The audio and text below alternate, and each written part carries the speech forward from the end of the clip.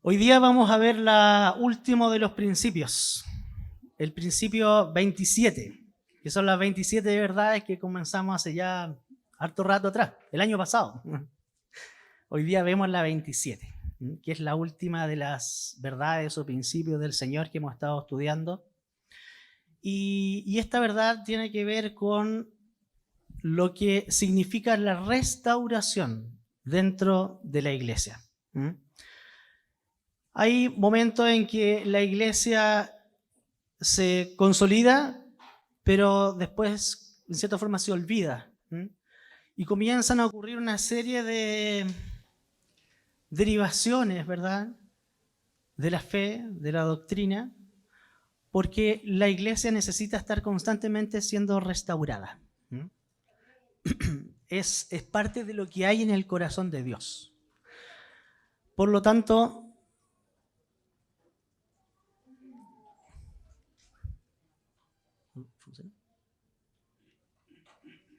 oye, a mí nunca me funciona este...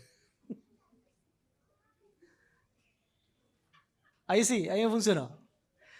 Entonces, para poder entender el proceso de restauración, ¿qué es un proceso? ¿Qué caracteriza un proceso? Que es una evolución sistemática de metodologías, de instancias que me llevan a un producto. Por lo tanto, la restauración de la iglesia no es algo instantáneo.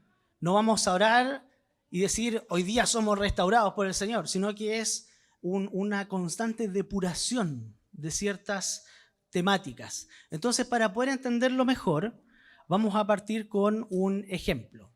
No sé si se logra ver bien, pero esto es un violín. ¿Lo ven bien ahí? ¿Todos conocen el violín? ¿Cuándo se hizo el primer violín? Dice ahí los libros de historia que el primer violín se hizo en el 1530, entre el 1520 y el 1530. Y una de las primeras facturas, por llamarlo así, o ventas de violines, que se llamaban los violons, datan del 1526. Por lo tanto, eso lo transforma a este instrumento tan chiquitito, ¿verdad?, que es como el que teníamos allá atrás, pero en reducido tamaño, lo convierte en uno de los instrumentos más antiguos, que hasta el día de hoy se siguen fabricando, se sigue tocando y se siguen... no sé cuál es la palabra, el músico sigue interpretando a través de él. Por lo tanto, el ejemplo de la restauración, hoy día lo vamos a enfocar en el violín, ¿ya? El violín tiene que ser restaurado porque la restauración es justamente de algo que ya existe. No se puede hacer una restauración de algo que no es, ni que no está. No podemos hacer una restauración de una obra nueva, porque no hay nada. Pero sí podemos hacer una restauración de algo que ya funciona, de algo que ya tiene cuerpo, algo que es tangible y que necesita ser mejorado. Ahora, ¿mejorado para qué? ¿Para volver a un estado superior? ¿Para que quede más bonito? ¿Para que...? No. La restauración lo que busca es volver al estado original. Puede ser un violín, puede ser un auto clásico, para el que le gustan los vehículos, puede ser una casa, de esas que del Extreme Makeover de Discovery, que están las casas destruidas y hacen verdaderas mansiones, ¿verdad? Pero en este caso vamos a ver un violín, porque es más transversal. Al que no le gusta la casa, no le va a afectar. Al que le gustan los autos, al que no le gustan los autos, le va a servir igual. Por lo tanto, el que repara, el que restaura un violín, ¿verdad?, es aquel que lo conoce. ¿Qué conoce el que restaura? Conoce cada una de sus partes, conoce cada componente. El que restaura un violín no le tienen que ir a decir lo que tiene que hacer. Llega a tal punto que él ni siquiera ocupa un manual de servicio, porque conoce de memoria dónde va cada componente. Sabe perfectamente la afinación que tiene el instrumento. Por ejemplo, podemos ver esto se llama una fotografía explotada, es decir, lo que tenemos acá lo dividimos por parte. Por lo tanto, él sabe perfectamente dónde está la voluta, dónde está la tapa delantera, los laterales, la tapa trasera, ¿verdad? El diapasón, etc. Las clavijas, el puente. Hay una pieza, un componente característico del violín y que se llama barbada, perdón. Y que es justamente porque el violín se coloca en la barba. Y es maravilloso el violín. Yo no lo conocía, pero lo conocí un poco más, porque se establece casi, estamos hablando de su diseño, desde su concepción, se establece casi como una extensión del brazo del músico. Reposa aquí. Si nos vamos a lo poético, como que hay una relación íntima entre el instrumento y el músico. Puedes sentir sus vibraciones aquí, ¿verdad? Puedes sentir la tensión de cada cuerda. Por lo tanto, el que va a restaurar este instrumento de alta gama, por lo demás, porque no son baratos, tiene que saber perfectamente cada una de sus partes, porque no le interesa mejorarlo, sino que le interesa llevarlo a su estado de origen. Entonces, ¿dónde se reparan los violines? En el taller del maestro, en el taller del luthier. Ahora, ¿cómo es el taller del luthier? El instrumento es precioso. Si tuviéramos mejor resolución se vería el brillo que tiene, el enlacado, ¿verdad? Pero esto es un verdadero pabellón de cirugía. O sea, miren, tiene unos atriles acá donde sostenerlo. Acá están sus herramientas, unos formones, martillo. Por allá hay otro tipo de herramientas y está casi en el pabellón de cirugía el violín. Lo único que le falta es que le coloquen una mascarilla con oxígeno y ya es un ser vivo ese instrumento. Hay mucha dedicación en poder repararlo. Pero el maestro no solamente conoce cada componente, sabe cómo se debe reparar, ¿verdad? Sino que también ocupa ciertos procesos para llegar a un estado óptimo de restauración. Yo les quiero pedir que en todo momento que estemos hablando de este ejemplo, podamos pensar en la iglesia. Cuando hablamos del taller del maestro, pensemos en la iglesia. Cuando estamos hablando del instrumento, pensemos en nuestras vidas.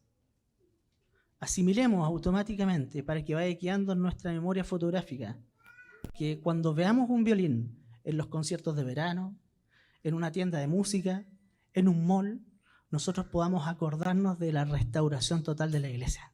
¿Amén? Por lo tanto, el maestro, aquí, pucha, no se ve bien, pero eso es un pincel, ¿ya? Entonces, ocupa sutileza en el momento de restaurar. La voluta es la parte de arriba que da una vuelta como un caracol y lo limpia con delicadeza, ¿verdad? Le pasa un pincel. El enlacado no tiene que ir así, como con una brocha nomás, como pinto yo en la casa, sino que tiene que ser en cada parte. Esto tiene que ser así a nivel japonés. Dedicación absoluta, precisión en todo lo que se hace para llevarlo al estado de conservación óptimo. Pero no solamente el maestro ocupa metodologías sutiles, como es limpiar con un pincel delicado, sino que además ocupa formones, raja la madera, talla la madera, desgasta el material, desecha lo que no le sirve, lo que está roto lo elimina y lo vuelve a construir. ¿Para qué? Para que justamente la restauración que él va a hacer sea la óptima. Es entonces que podemos decir que la restauración en manos de ese maestro, en manos de ese luthier, tiene una variada gama de procesos que lo va a llevar a un estado de restauración integral. ¿Qué significa que sea integral? Que abarca todas las partes. No solamente soluciona una, sino que lo transforma todo. Es por eso que el luthier desgasta sus componentes, los rompe si es necesario, los quiebra, desecha lo que no le sirve, se replantea con aquellas piezas que necesitan ser hechas nuevas. Cuando yo estaba en la universidad con mis compañeros y nos decían y presentábamos el proyecto, las maquetas, tras noche, ¿verdad? De como 3 o 4 días quemándonos las pestañas. De ahí que le dicen arquitortura. Y Y llegábamos con todo y el profesor decía, esta es la maqueta, yo creo que se ve mejor así. Y le daba vuelta. Y la tiraba y dejaba la tapa arriba y todo el trabajo abajo. Y nos decía, ¿sabes qué? Te tienes que replantear con tu proyecto. Y eso era la muerte. Eso significa que todo lo que tú habías hecho para atrás no servía de nada, tenías que volver a hacer lo nuevo. Un nuevo proyecto, una nueva postura, una nueva manera de interpretar. Por lo tanto, el luthier no escatima en esto.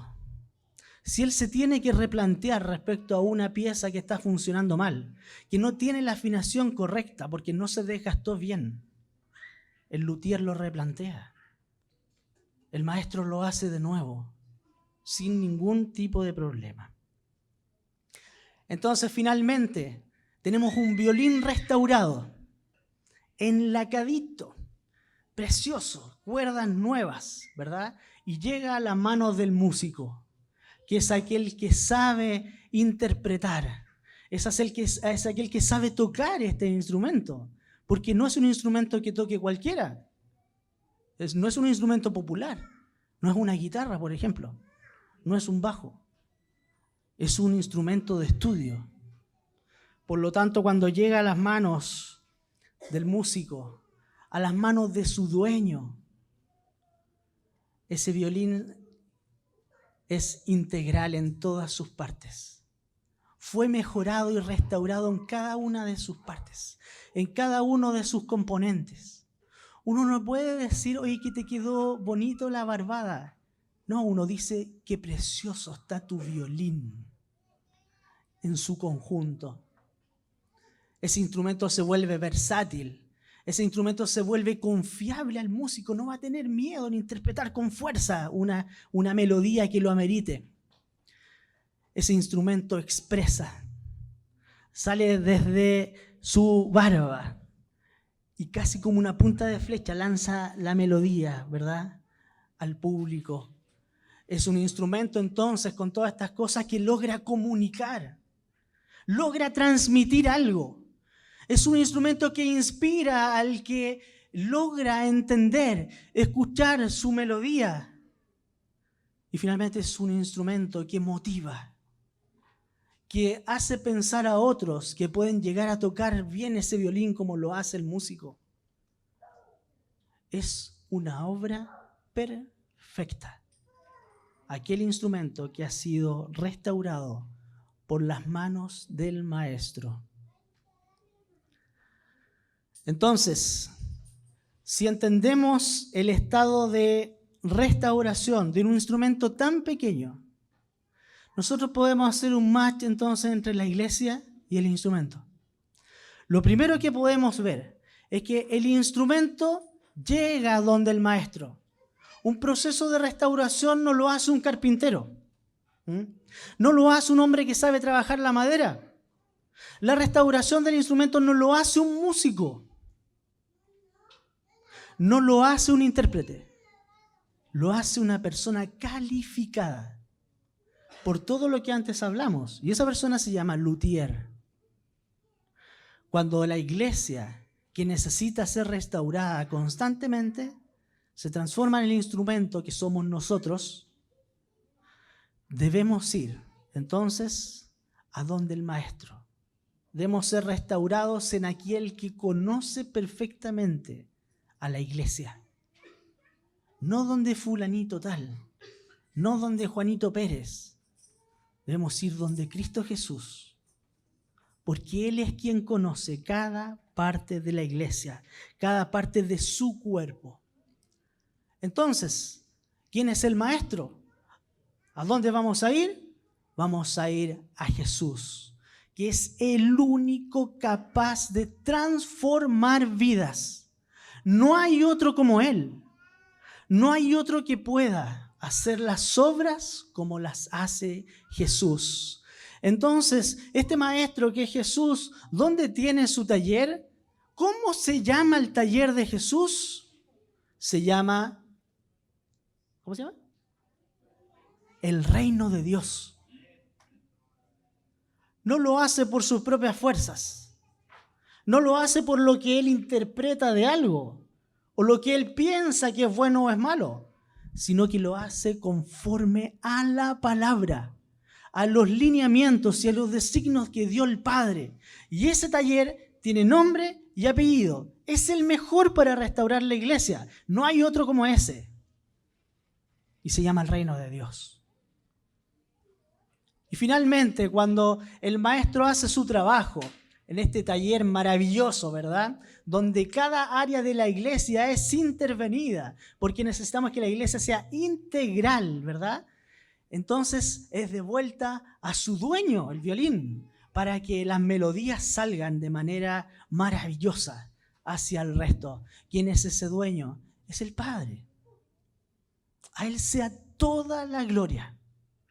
Es en Él en quien se fundan todas las cosas. ¿Amén? Segundo, hay un contexto de iglesia que yo lo voy a hacer muy resumido, pero que es bonito de saber.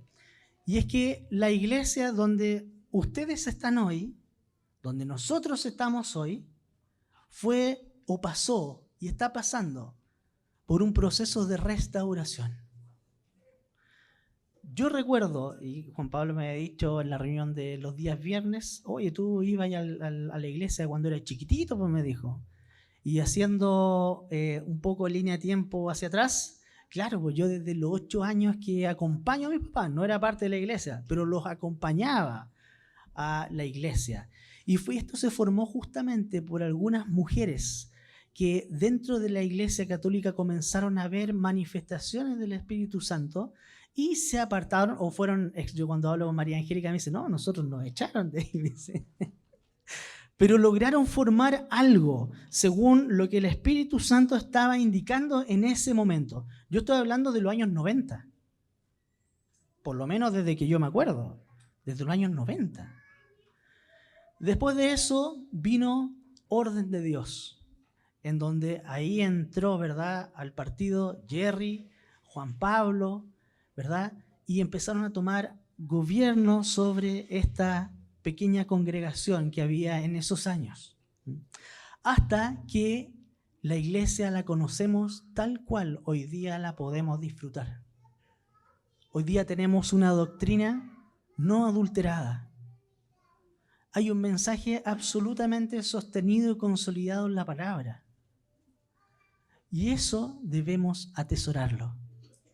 Eso justamente es parte del proceso de restauración, porque esto no es instantáneo.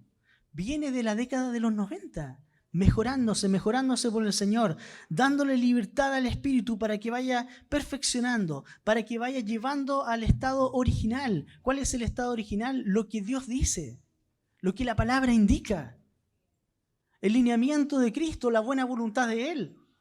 Ese es el lineamiento original.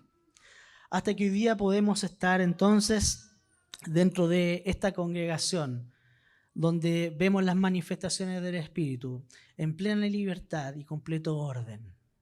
¿Amén? Tercero, definamos entonces el proceso de restauración. La restauración se genera, como decíamos inicialmente, de algo que ya existe. La iglesia está. La iglesia siempre ha estado, pero se va perfeccionando en la medida que el tiempo va avanzando. Los rudimentos de la fe van siendo inyectados a la iglesia. A veces tiene que retroceder 3 pasos porque debe volver al inicio, pero desde ese inicio consolidado en Cristo Jesús, ¿verdad?, vamos retomando el ritmo para que no nos perdamos en el camino. Por lo tanto, la restauración de la iglesia es porque la iglesia ya está funcionando. La restauración es llevar al estado de origen, como leíamos, que es la voluntad del Señor en su palabra, en lo que Él dice. Busca la conservación a largo plazo. Ningún luthier hace un trabajo de restauración para que eso dure un mes. Son instrumentos de gran valor. Son instrumentos que tienen mucha data, o sea, vienen funcionando hace mucho tiempo.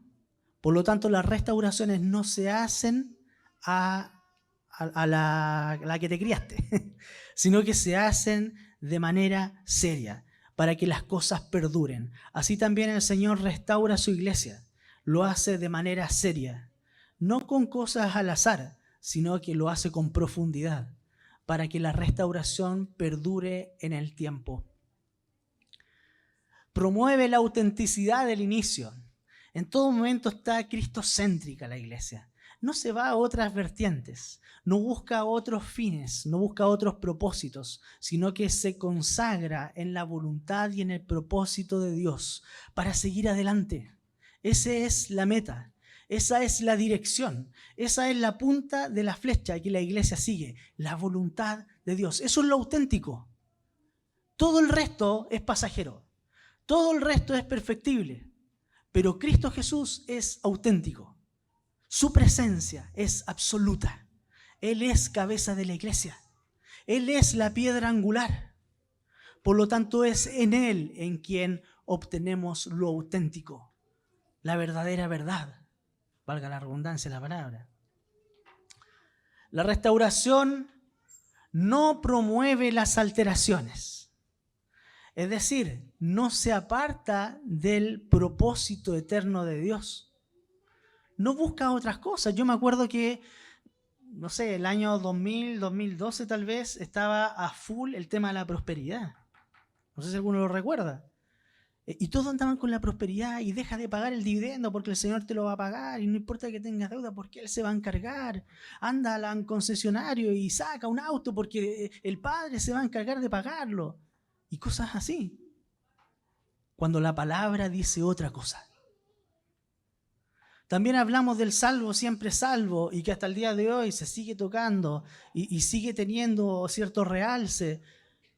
Y pensamos que justamente una iglesia que se bautiza, una iglesia que funciona, se olvida de ser perfeccionada.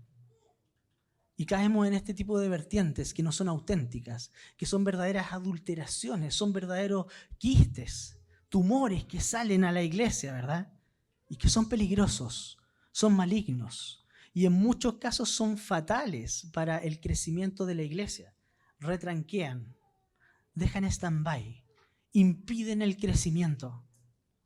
Es por eso que tenemos que estar constantemente pensando en que debemos ser restaurados.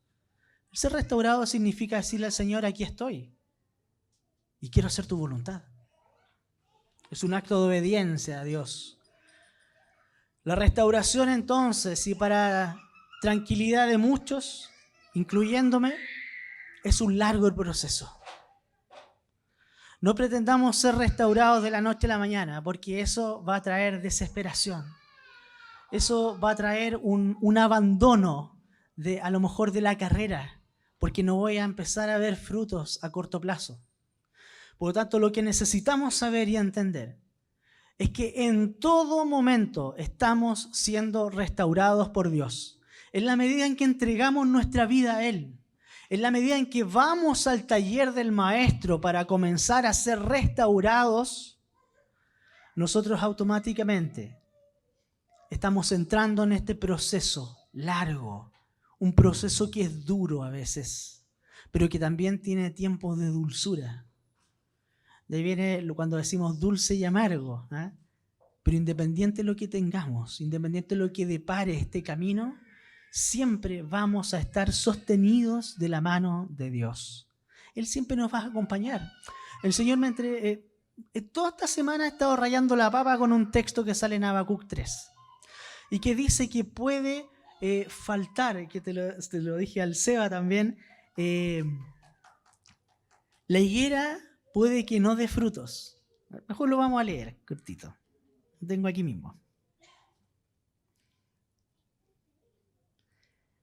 Es un texto que es maravilloso. Dice, Habacuc 3:17 dice, aunque la higuera no florezca, ni en las vides haya frutos, aunque falte el producto del olivo y los labrados no den mantenimiento, y las ovejas sean quitadas de la manada y no haya vacas en los corrales, con todo, es decir, con todo este escenario, yo me alegraré en Jehová. Yo me alegraré en el Señor. Aunque no haya nada, no haya fruto siquiera, aunque no exista nada, que no haya luz al final del camino, yo me alegraré en el Señor. Eso es parte de entender este duro y largo proceso de restauración. Queridos, no necesitamos entender la voluntad de Dios. Lo único que necesitamos es obedecerla. No necesitamos más. Dios va en cálculo 100. Nosotros estamos viendo álgebra recién. No necesitamos entenderlo. Necesitamos someternos a ella y obedecer, porque sabemos que es un proceso bueno de parte de Dios. Entonces, respecto a lo que hablamos anteriormente, cada uno de sus parámetros, ¿verdad? Tenemos primeramente la preexistencia de la iglesia. En Hechos 3:19 dice: así que arrepentíos y convertíos para que sean borrados vuestros pecados, para que vengan de la presencia del Señor tiempos de refrigerio, y Él envíe a Jesucristo, que os fue antes anunciado, a quien de cierto es necesario que el cielo reciba hasta los tiempos de la restauración de todas las cosas, de que habló Dios por boca de los santos profetas, han sido desde tiempos antiguos, es decir, desde mucho tiempo. A través de los profetas el Señor está restaurando. La iglesia está siendo restaurada. No es una iglesia que quedó ahí durmiendo. Es una iglesia donde el Señor ha estado haciendo cosas. También tenemos ahí en Efesios 1:17-23, que es Jesús como el origen de la iglesia. Y dice así: para que el Dios de nuestro Señor Jesucristo, el Padre de gloria, os dé espíritu de sabiduría y de revelación en el conocimiento de Él, alumbrando los ojos de vuestro entendimiento, para que sepáis cuál es la esperanza a que Él os ha llamado, y cuáles las riquezas de la gloria de su herencia en los santos, y cuál la supereminente grandeza de su poder para con nosotros los que creemos, según la operación del poder de su fuerza, la cual operó en Cristo, resucitándole de los muertos y sentándole a la diestra en los lugares celestiales, sobre todo principado y autoridad y poder y señorío, y sobre todo nombre que se nombra, no solo en este siglo, sino también en el venidero.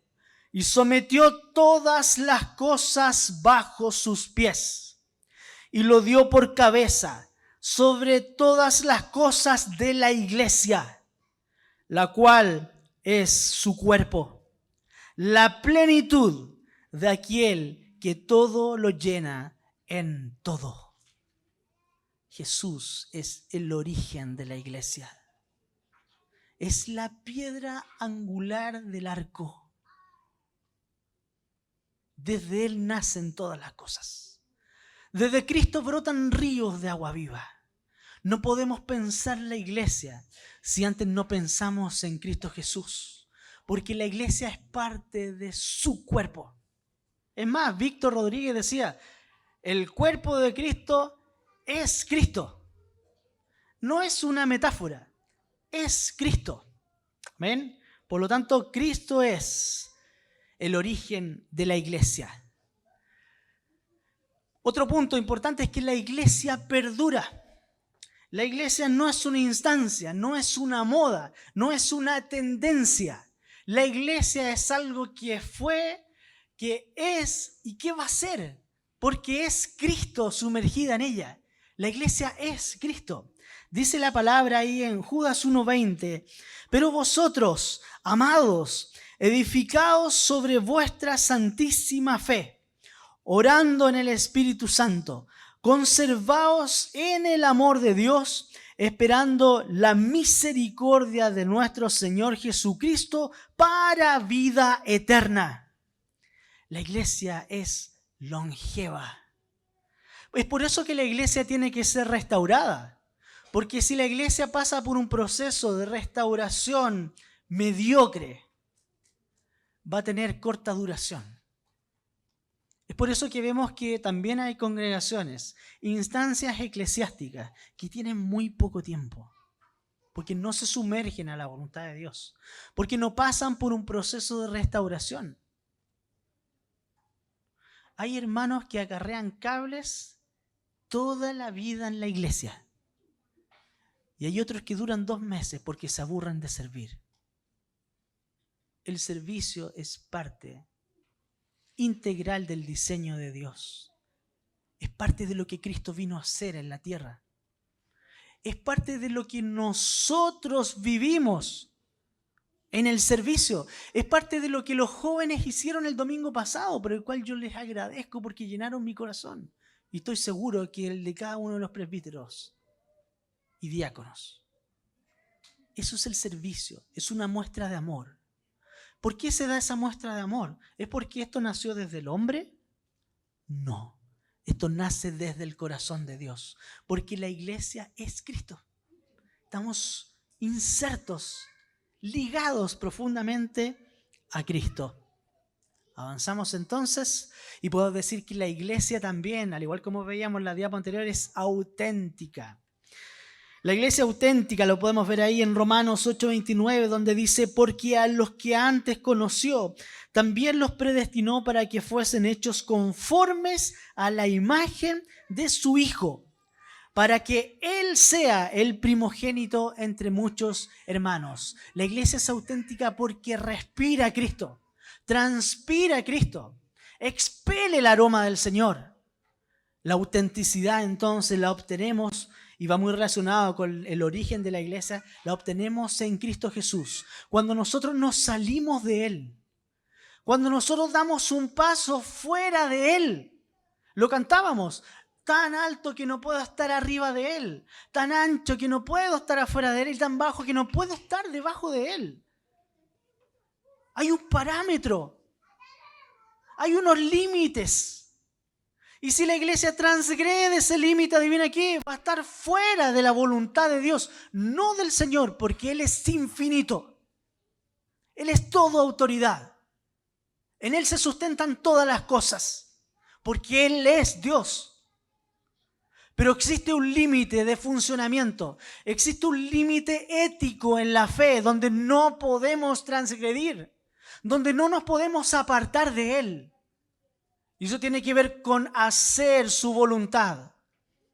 Cuando nosotros no hacemos la voluntad de Dios, perdemos autenticidad. Nos vamos a otras corrientes de este mundo.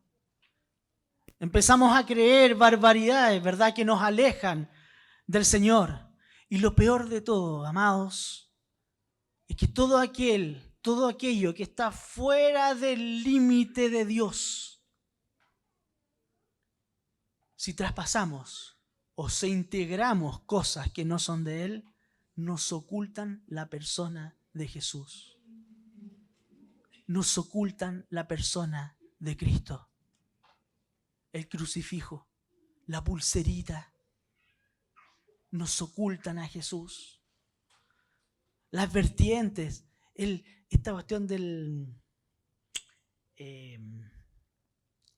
la prosperidad, o sea, cuando yo leía esta palabra pensaba en eso y nunca le había tomado el peso. Nunca le había tomado el peso. El amor al dinero es el fruto de males, de muchos males. Y la prosperidad es amor al dinero. No es que Dios provea. Yo soy del Rey de Reyes. ¿Ah? ¿Cómo puede el Rey de Reyes andar en un Fiat 600? Venga la F-150. Dios paga. ¡Qué estupidez! Nos oculta el verdadero sentido, la verdadera motivación que es centrada en Cristo Jesús. Por lo tanto, en base a todo esto que hemos visto, la iglesia no debe tener adulteraciones. 1 Pedro 2 dice: desead Desead que esté el anhelo en el corazón de cada uno de sus hijos, como niños recién nacidos. La leche espiritual no adulterada, para que por ella crezcáis. ¿Para qué? Para salvación, dice la palabra. La Pasita cuando nació lloraba toda la noche. Toda la noche.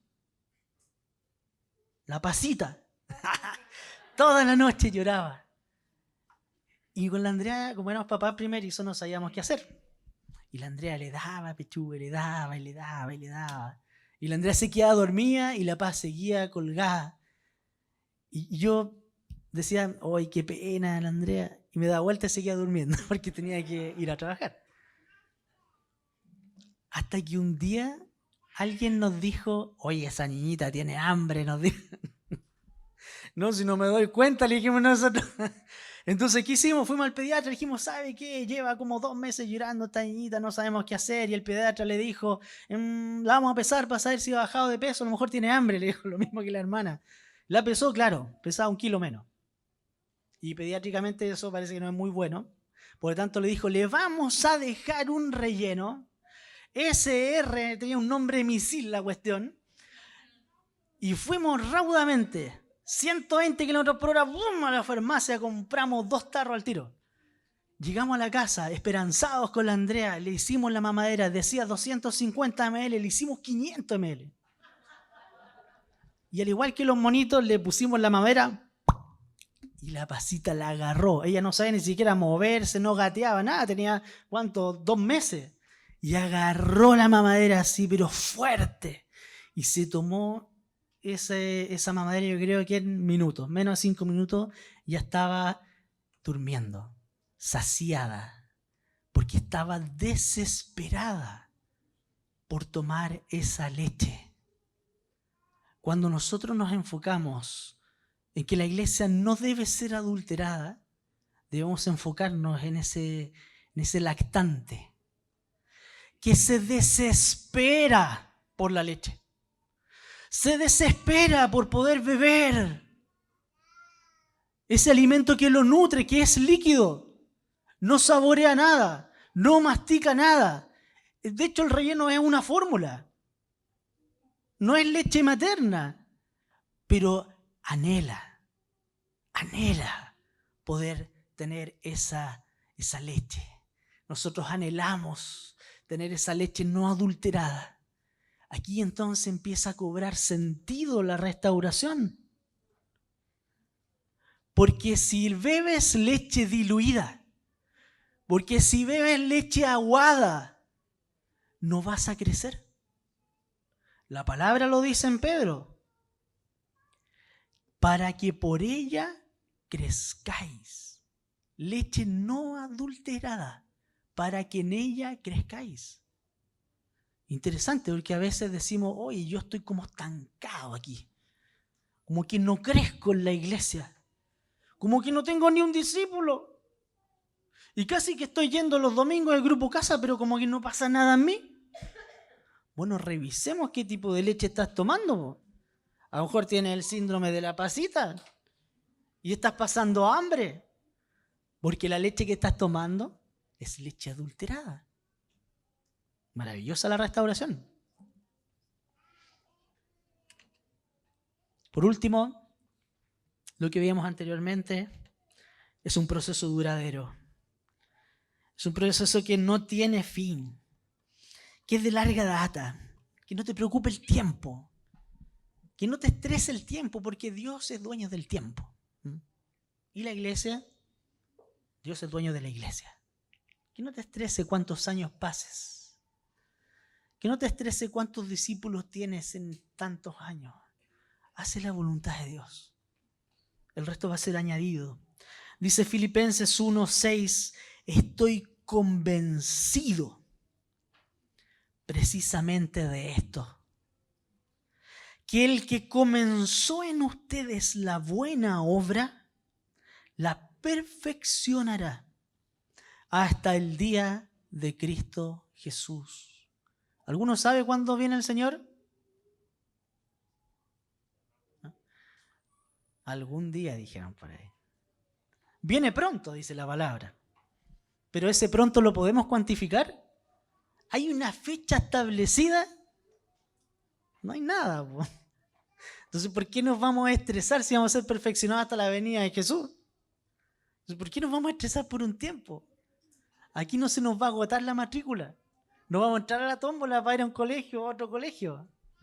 No necesitamos un puntaje, una prueba de una aptitud académica, selección universitaria tampoco, no sé. Pero como se llama hoy día, no necesitamos nada de eso. Debemos caminar en el Señor, eliminando todo mi contexto, rumbo fijo, como una flecha, una saeta, ¡fum!, cortando el viento.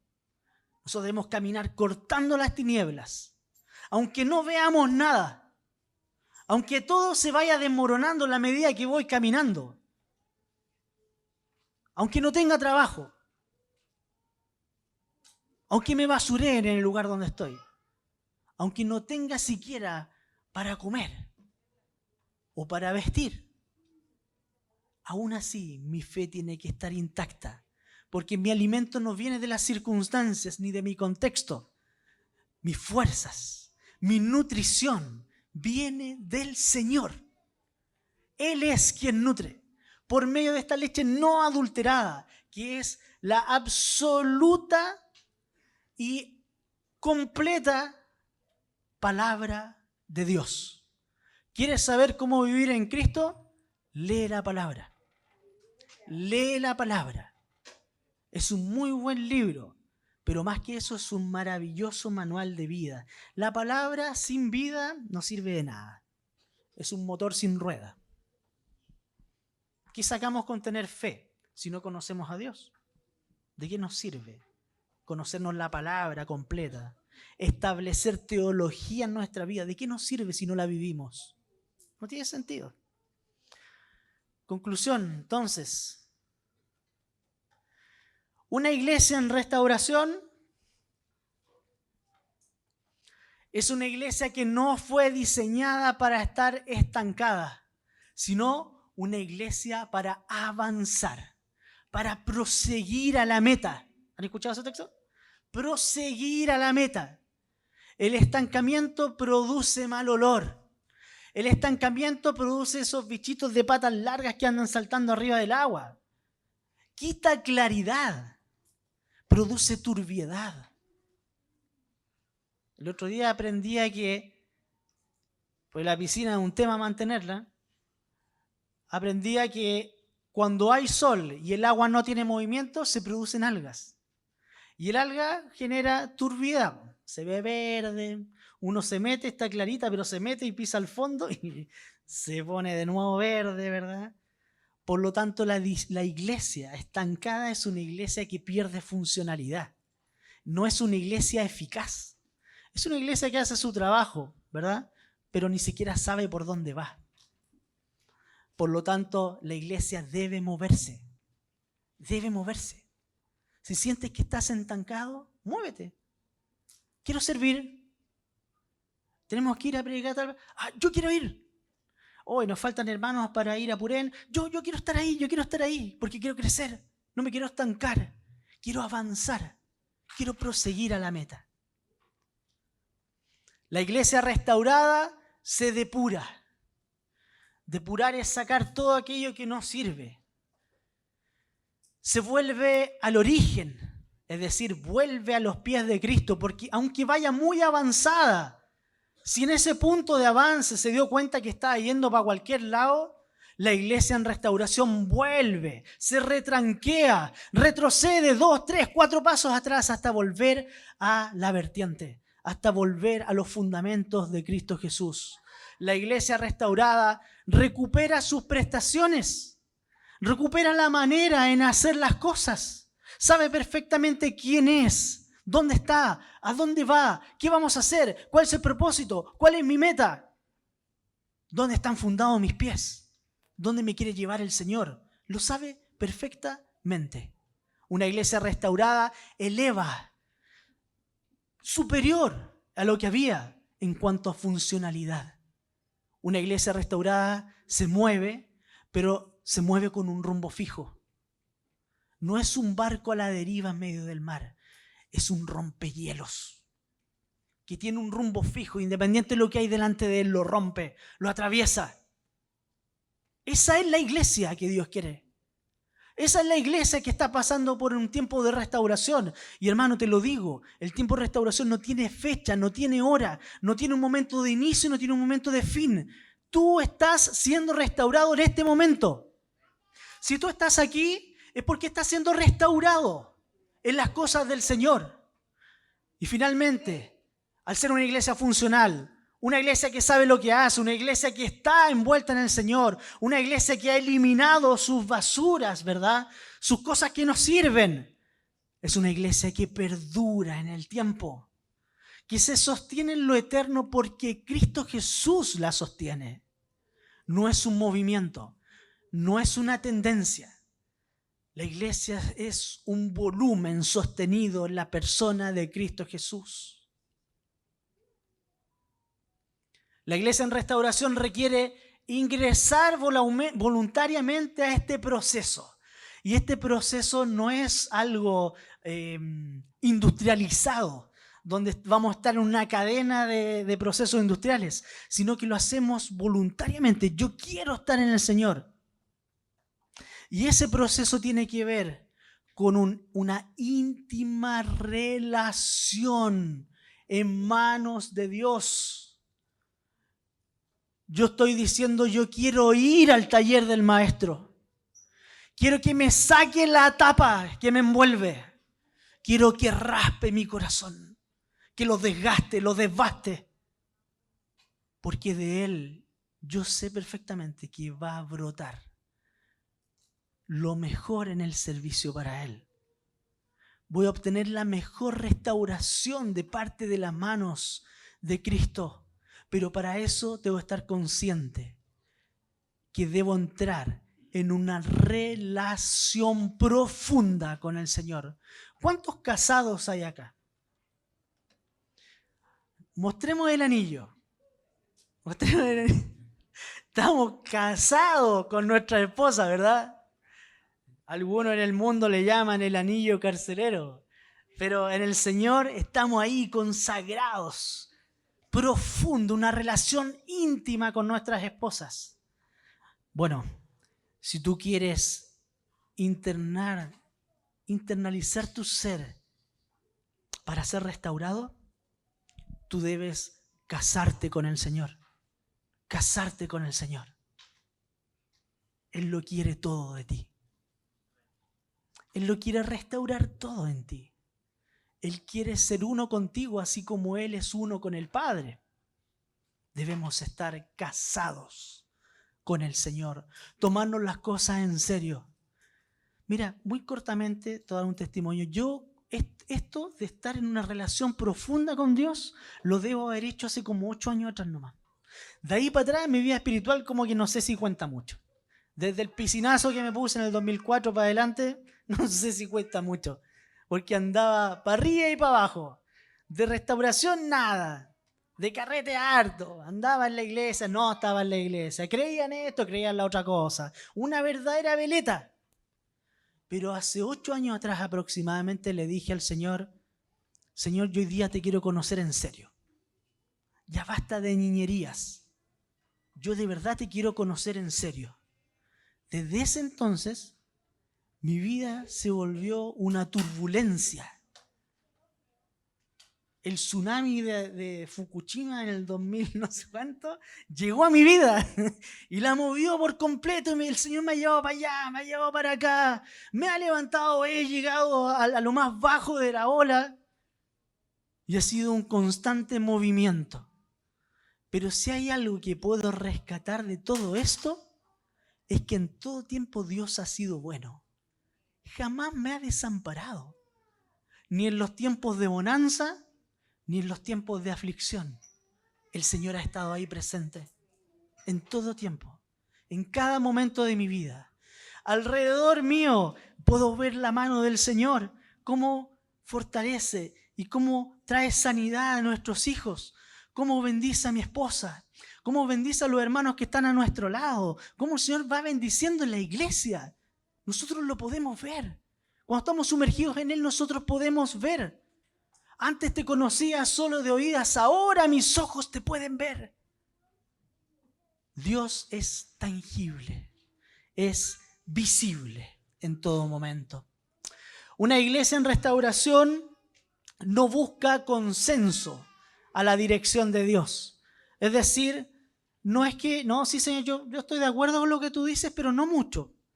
No sé, tirémoslo a una ruleta. Lo que salga es lo que hacemos. El discípulo no hace eso. A mí no me interesa llegar a consenso con Dios. A mí me interesa obedecerlo. Hacer su voluntad. Eso es lo que interesa. Eso significa ser restaurado. Y finalmente la iglesia en restauración expresa. Hay una manera de expresión. La alabanza es una instancia de expresión a la gloria de Dios. La danza, entre otras cosas, ¿verdad? La oración, el poder levantar nuestras manos es una expresión. El violín que tenía el músico en la mano es una expresión de su extremidad, que es como un arma que saca la melodía, ¿verdad?, al público. La iglesia en restauración entonces tiene un medio de expresión. Esta restauración se expresa de alguna manera, se expresa en gozo.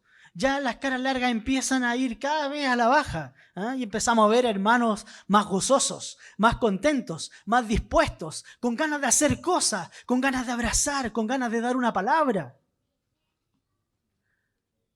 Los buenos testimonios comienzan a ser de manifiesto dentro. A veces no requerimos hablar tanta palabra con el hermano y vale darle el testimonio de lo que el Señor hizo en la semana. Querido, si tu testimonio es cuando tú te bautizaste, o sea, por favor, Dios no ha hecho nada en tu vida en lo largo de todos estos años. Los testimonios de Dios día a día existen. Lo que tenemos que hacer es verlos. Mi papá tiene un vecino que es judío. Y bueno para el negocio. Lo que tiene lo vende. Y lo vende caro. Yo digo, pero ¿cómo hay gente que compra esto? Bueno, tiene el don de la venta. Y vende. Se me fue lo que hice. Bueno, sigamos. Entonces, existe un buen testimonio que comienza a ser de manifiesto dentro de la iglesia que está pasando por este proceso de restauración constante. Entonces, la iglesia comienza a ser guiada por el Espíritu Santo.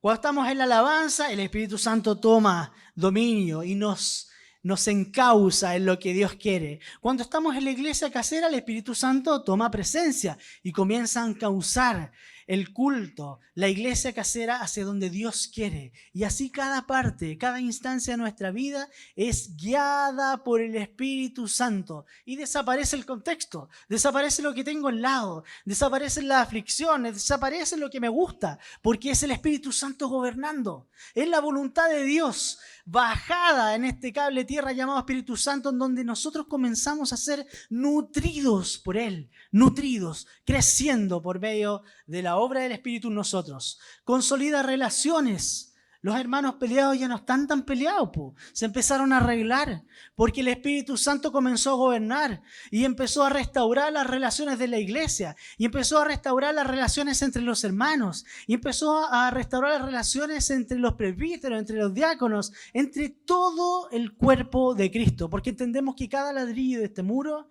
es un hermano. Cada uno de los que toman la cena del Señor es un hermano. No seamos como aquellos que piensan, por ejemplo, que el Estado de Chile, por ejemplo, es una nebulosa. Como que el Estado está así como un Transformer, es un Optimus Prime que nadie lo ve. El Estado lo hacen personas, funcionarios, servicio público, personas de carne y hueso. La iglesia del Señor la hacen hermanos de carne y hueso, sostenidos por el Espíritu, como cada uno de nosotros. Y es en el Espíritu donde nos vamos entrelazando. Y este muro no puede ser derribado fácilmente, ¿verdad? El ladrillo no puede ser quitado porque tiene que derribar el muro, el enemigo, para poder destruir. La iglesia restaurada promueve la vida de familia de Dios. Qué importante es llegar un día donde un hermano y saber que somos familia. No estoy hablando de llegar a la casa del hermano y abrir el refrigerador de par en par, como otros. sino de compartir. Lo que yo tengo te doy. A lo mejor no hay dinero entre medio, no hay un tradeo de compartir cosas, sino que tiene que ver con lo que hay dentro de mi corazón, dentro de mi espíritu. El Señor me dio una palabra y te la quiero entregar.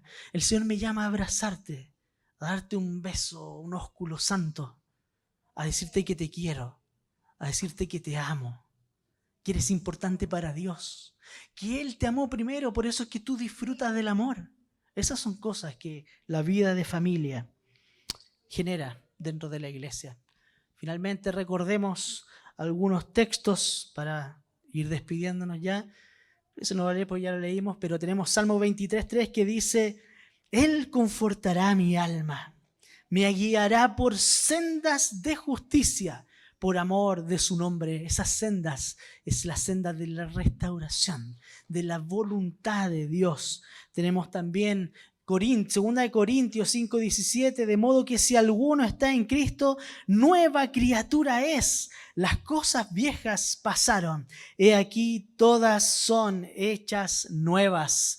Efesios 2:19, así pues, ya no sois extraños ni extranjeros, sino que sois conciudadanos de los santos y sois de la familia de Dios. Aquí está la familia de Dios. Edificándonos, qué importante palabra, edificándonos sobre el fundamento de los apóstoles y profetas, siendo Cristo Jesús mismo la piedra angular. Primera de Pedro 5:10, y después de que hayáis sufrido un poco de tiempo, el Dios de toda gracia, que os llamó a su gloria eterna en Cristo, Él mismo os perfeccionará, afirmará, fortalecerá y establecerá. Estamos siendo restaurados en el taller del Maestro. Él perfecciona, Él afirma, Él fortalece y Él establece. Salmo 83, restauranos, oh Dios, dice el salmista, y haz resplandecer tu rostro sobre nosotros y seremos salvos. Restáuranos, dice el salmista, restáuranos, oh Dios. Apocalipsis 21:5, y el que está sentado en el trono dijo: he aquí, yo hago nuevas todas las cosas. Y añadió: escribe, porque estas palabras son fieles y son verdaderas. Cuando Dios nos dice que hace nuevas todas las cosas, no lo subestimes, no bajes su valor, créelo, porque son palabras verdaderas. Él hace nuevas todas las cosas. Pongámonos de pie, hermanos queridos. Oh Señor, sabemos que estamos siendo restaurados por ti. Estamos ahora en ese mismo proceso. No necesitamos una fecha de inicio. No tenemos la menor idea cuándo va a terminar esto. No sabemos siquiera dónde nos vas a llevar el día de mañana. ¿Dónde vamos a estar? ¿Qué vamos a estar haciendo? ¿Qué vamos a comer, Señor? ¿Qué vamos a vestir? No lo sabemos. Solo sabemos que hoy día dependemos de ti, de tu perfección, de tu restauración. En esta hora, Señor, nos disponemos. Cambia todo aquello que no sirve para seguirte. Saca todo aquello de nuestro corazón, de nuestra vida, que atenta contra la persona de Cristo en nosotros. Queremos que tú aumentes y que nosotros disminuyamos. Queremos más de ti, Señor, más de ti, Señor, cada día. Y menos de nuestro ego, menos de nuestra persona, menos de nuestro ser. Porque sabemos que en ti, Señor, tenemos esa leche no adulterada. En ti hay nutrición, en ti hay crecimiento. En ti podemos disfrutar de la gran familia de Dios. En ti podemos conocer el amor. En ti hemos conocido ese abrazo que entrega una paz que el mundo no entrega y siquiera puede entender. Tú eres la piedra angular. Tú eres nuestra bandera. Eres nuestra guía, Señor. Eres la cabeza de la iglesia. Estamos sumergidos en tu cuerpo, en tu voluntad, Señor. Ayúdanos a poder verte. Ayúdanos a seguir adelante. Todo nuestro contexto sea apagado. Que no nos preocupemos, sino que nos ocupemos de poder seguirte. De que nuestra fe vaya en aumento. Las cosas viejas pasaron, dice tu palabra. En ti son hechas nuevas. Te damos gracias, Señor.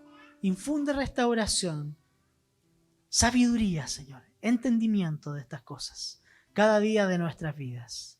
En el nombre de Jesús te lo pedimos, Padre. Amén. Gracias, Señor.